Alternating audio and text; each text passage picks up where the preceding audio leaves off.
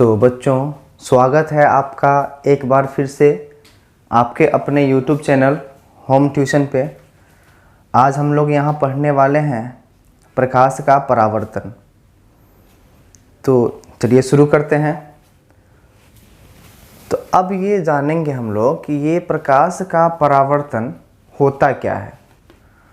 तो कल हमने पढ़ा था प्रकाश के बारे में कुछ बातें, जैसे कि प्रकाश हमेशा सीधी रेखा में चलती है। वस्तु के बारे में पढ़ा था, वस्तुएं 3 प्रकार की होती है। जिनको जानना हो विस्तार रूप से वो हमारे पिछले वीडियो पर जाएं और वहां जाकर के देखें। तो चलिए शुरू करते हैं हम लोग। ये प्रकाश का परावर्तन है क्या? तो इसमें होता क्या है कि जब प्रकाश किरण किसी अपारदर्शी वस्तु पर टकराती है और टकराने के बाद पुनः वापस लौट जाती है, तो इस प्रक्रिया को कहते हैं हम लोग प्रकाश का परावर्तन। चलिए इसको लिख देते हैं हम लोग बच्चों। तो ये है डेफिनेशन प्रकाश के परावर्तन का। यानी कि हम ये कहना चाह रहे हैं कि जब प्रकाश किरण किसी वस्तु पर टकराती है और टकराने के बाद पुनः उसी माध्यम में वापस लौट जाती है, तो इसे कहते हैं हम लोग प्रकाश का परावर्तन। और इसी को हमने कहा इंग्लिश में व्हेन ए लाइट रे hits on a highly polished surface. एक ऐसा सरफेस जो हाईली पॉलिश्ड हो, यानी कि वह अच्छा खासा परावर्तन कर सकता हो, प्रकाश को अपने अंदर जाने नहीं देता हो, तो उस सरफेस पे टकराए और पुनः उसी माध्यम में पुनः वापस लौट जाता हो, उसे कहते हैं हम लोग प्रकाश का परावर्तन। अब इसको फिगर के माध्यम से समझते हैं हम लोग। ये हो गया हमारा एक सरफेस। अब इस पर क्या होता है, एक लाइट रे आया, अब यहाँ टकराता है और टकराने के बाद ना पुनः वापस लौट जाता है, फिर से ये वापस लौट गया, तो इसे कहते हैं हम लोग रिफ्लेक्शन ऑफ लाइट, यानी कि प्रकाश का परावर्तन कहते हैं।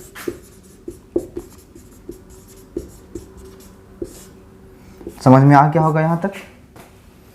चलिए अब इसके आगे बढ़ते हैं, हम लोग आगे पढ़ते हैं, इसको बिठाते हैं। और इसमें अब हम लोग कुछ सीखते हैं कि इसमें जो टर्म्स यूज करते हैं, जैसे ये जो रे हो गया इसका नाम क्या होता है, फिर ये रे जो हो गया उसका नाम क्या होता है। चलिए ये सारे टर्म्स हम लोग सीखते हैं, इसको नोट कर लीजिए, नोट कर लीजिए इसको। चलिए अब अगला टर्म आता है, उसे कहते हैं हम लोग, ये है आपतित किरण।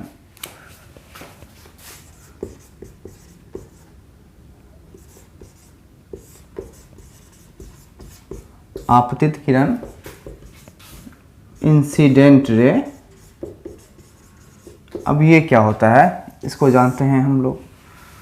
तो यहाँ देखा हमने कि ये एक रिफ्लेक्टिंग सरफेस हुआ, परावर्तक सतह हुआ, परावर्तक सतह है,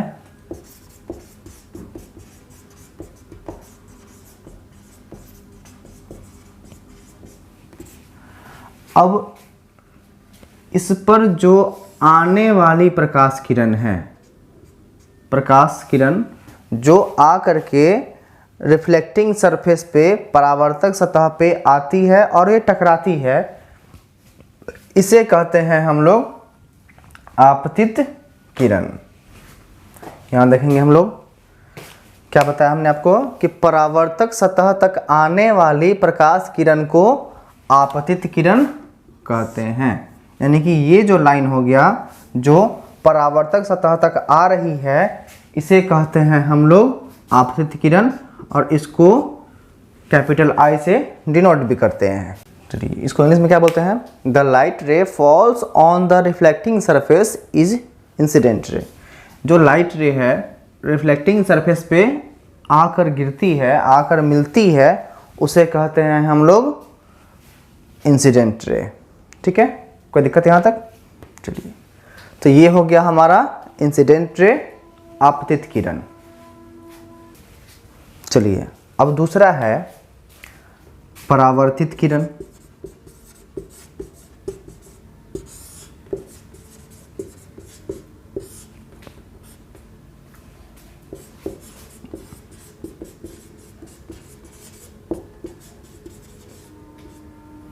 रिफ्लेक्टेड रे।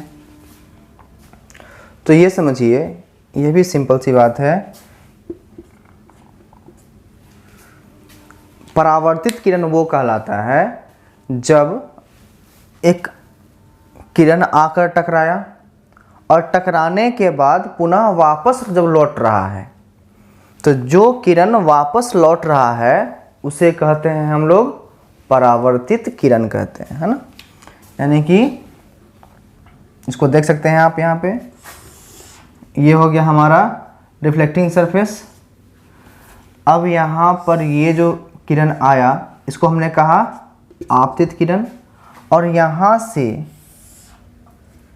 टकराने के बाद जो ये किरण लौट रहा है इसे कहते हैं हम लोग परावर्तित किरण, है ना।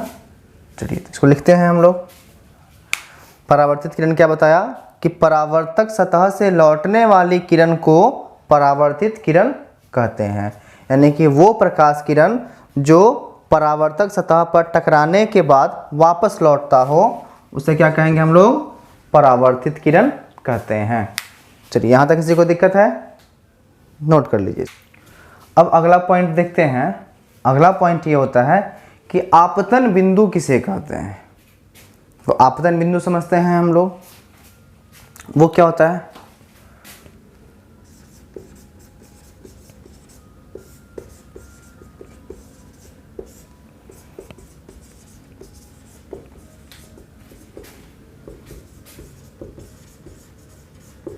पॉइंट ऑफ इंसिडेंट, ये क्या होता है ये समझते हैं हम लोग। तो अब आते हैं आपतन बिंदु पे। ये क्या होता है कि प्रकाश के परावर्तन में जो परावर्तक सतह है, यहाँ देखिए, प्रकाश के परावर्तन में ये हो गया हमारा परावर्तक सतह।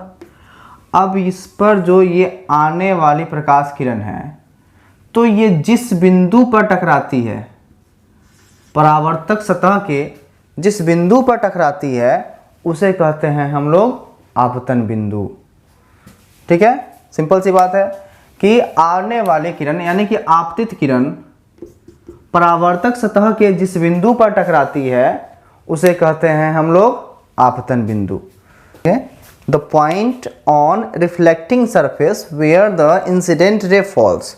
मतलब क्या कि रिफ्लेक्टिंग सरफेस का वह पॉइंट जहां पर इंसिडेंट रे आकर के मिलती है, गिरती है, टकराती है, जो भी कहना कह सकते हैं हम लोग।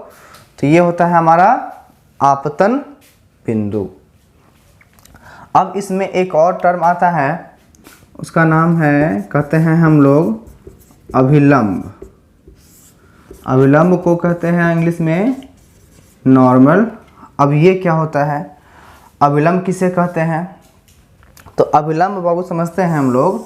अभिलंब क्या होता है कि आपतन बिंदु पर, आपतन बिंदु यहाँ हो गया, अब इस आपतन बिंदु पर जो हम लोग एक लंब, काल्पनिक रेखा बना ले, लंब बना ले, उसे कहते हैं हम लोग अभिलंब। तो इस पर अपने मन से एक कल्पना कर लिए हम लोग, एक लंबवत रेखा, ये कहलाता है हमारा अभिलंब। यह एक काल्पनिक रेखा होता है, हम लोग कल्पना करते हैं इसके बारे में कि जो सतह हो गया, सतह पर जो एक लंबवत रेखा होगी उसे कहते हैं हम लोग अभिलंब। चलिए इसको देख लेते हैं इंग्लिश में क्या कहेंगे। A perpendicular drawn on point of incident is normal. यानी कि पॉइंट ऑफ इंसिडेंट पर एक जो हम लोग परपेंडिकुलर ड्रॉन करते हैं, परपेंडिकुलर ड्रॉ करते हैं यहाँ पे, वो क्या कहलाता है, अभिलंब कहलाता है, नॉर्मल कहलाता है। और इसे हम लोग कैपिटल N से डिनोट करते हैं। इसको नोट कर लीजिए। चलिए अब हम लोग पढ़ते हैं अगला टॉपिक, अगला पॉइंट। अगला पॉइंट क्या है, आपतन कोण।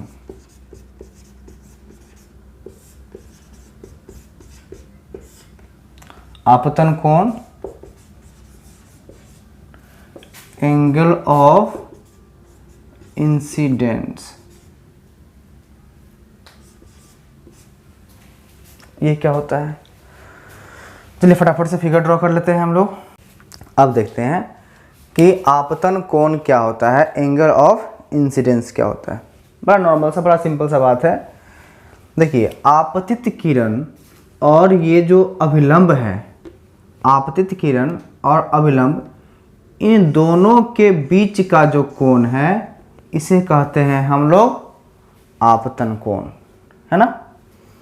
चलिए क्या बताया हमने आपको कि आपतित किरण और अभिलंब के बीच का जो कोण है उसे कहते हैं हम लोग आपतन कोण, और इसको स्मॉल आई से डिनोट करते हैं, है ना।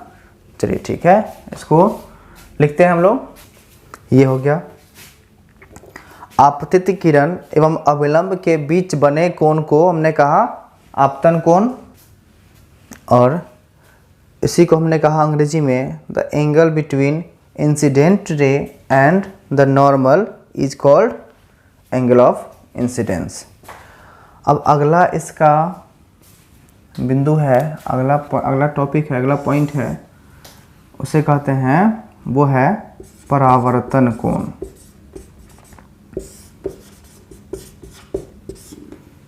इसे कहते हैं हम लोग एंगल ऑफ रिफ्लेक्शन।